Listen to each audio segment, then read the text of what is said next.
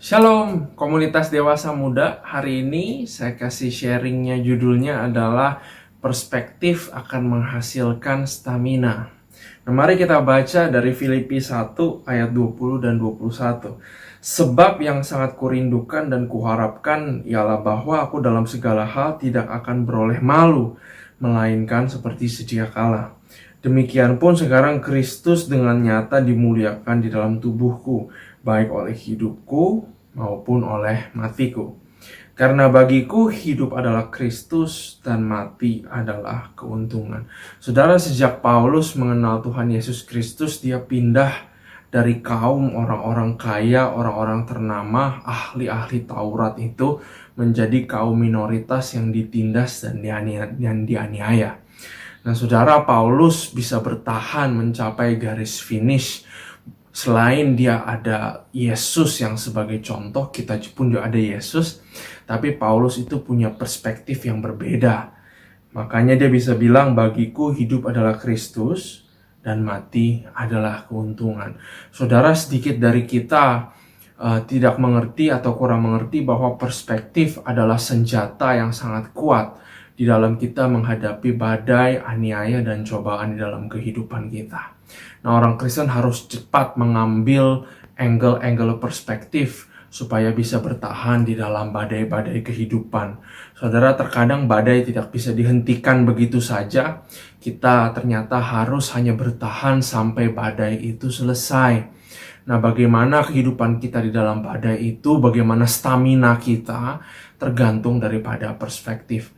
Nah, kita ambil contoh aja dari masa COVID seperti ini, krisis di mana-mana, PHK di mana-mana, tergantung bagaimana kita menjalani kehidupan, tergantung bagaimana perspektif, disitulah stamina kita.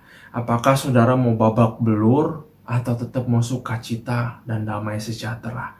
Nah, saudara, berbicara mengenai perspektif, kita harus cepat melihat perspektif yang baik di dalam COVID. Contohnya, ya, COVID hanya akan berlangsung sementara. Tidak ada badai yang bersifat kekal. Badai itu datang dan dia pasti akan pergi. Tapi masalahnya memang kita nggak bisa memilih badai kehidupan. Karena pada kenyataannya badailah yang memilih kita, tapi dia sementara.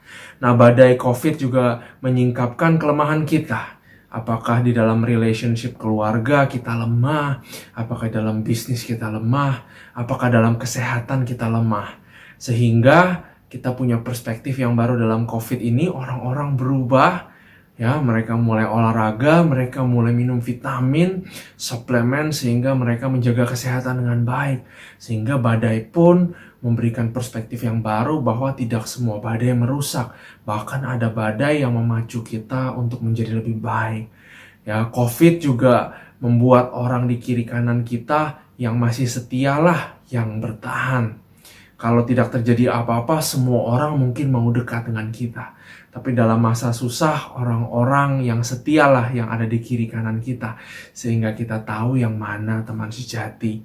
Selain itu, badai COVID ini juga membuat begitu banyak orang berseru bertobat kembali kepada Tuhan. Merupakan sesuatu yang mulia, yang baik, dan bisa membawakan harum buat bagi nama Tuhan. Saudara, apabila kita berhasil belajar seperti ini, maka kita pun akan beroleh stamina, baik itu dalam hati, pikiran juga.